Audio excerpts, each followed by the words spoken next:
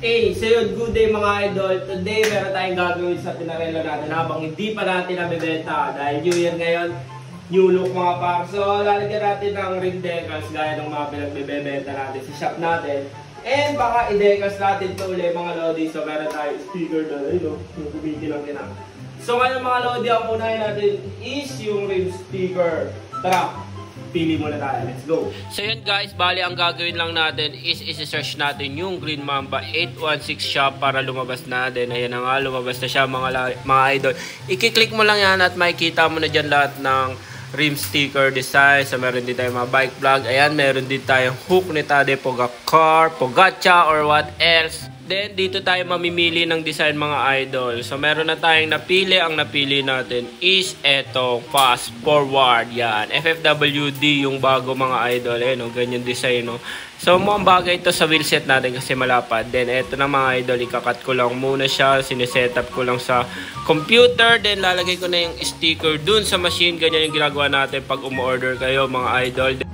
So, yun mga idol, antayin lang natin matapos yung cut. Ayan, nire-ready na natin yung rip sticker natin dito sa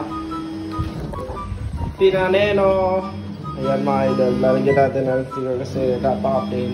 So drive yan mga atar. Ayan, habang di pa natin ito nabibenta, papapugiin muna natin. So sa mga gusto rin palang mag-inquire ito mga idol, ito na, papahita ko muna yung specs habang nagkakat tayo ng rip sticker para dito. So itong frame na to is size 56 mga par, tapos yung stem na ito 110 44 cm yung lapad. Then ito syempre hindi na yung kasama ako na yan. Tapos yung saddle natin, ayan, carbon rail nako, Coseblo. Tapos yung wheel set is yung 65D na ceramic drive. Then ayan, Ultegra group set 1130/60 Dura Ace rotor mga par. Tapos eto, hindi lang to kasama itong pedal. Yan yung crank arm, Ultegra. So fresh na fresh yan mga idol. Naka-bike skin yan since day 1. Yan, tanggalin lang natin. O, diba? Kings yan. Then yan, yung tire na ito is yung Continental na GP5000 yung front. Pero yung sa likod is yung Baswalbe mga lobby. Yan. Tapos Crowder na battle cage. Ito hindi na ito kasama syempre. Yung bike lang mga bar. Ayan, binibenta natin ng 160k na lang to. Pero papapugiin muna natin habang nasa atin pa rin mga idol.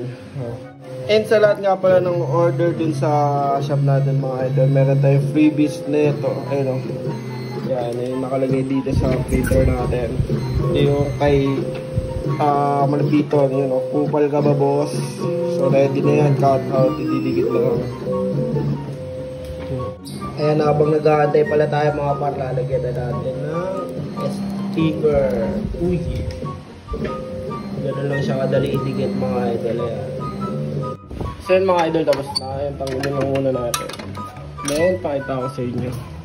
So bale, ito na yung kakabit natin mga idol. Ayan, yung FFWD na design para dito. So ngayon, kakabit lang muna natin. Tara!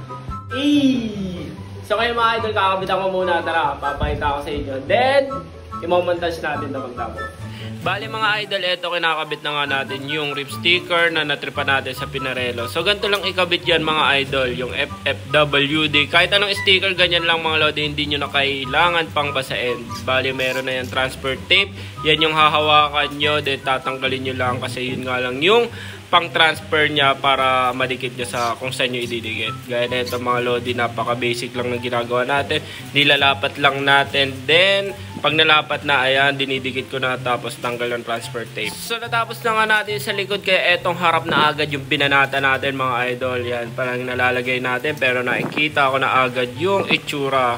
Then, ganun nga lang yung gagawin nyo mga idol. Ayan, nilalapat ko lang, tas dikit, tanggal transfer tape. So, ganun lang kadali magdikit ng rip sticker, kaya kayang-kaya nyo na yan. So, yun mga idol, ayan, malapit na natin matapos yung rip sticker natin sa Pinarello. At eto, ipapakita ko na sa inyo. In 3, 2, 1, let's go!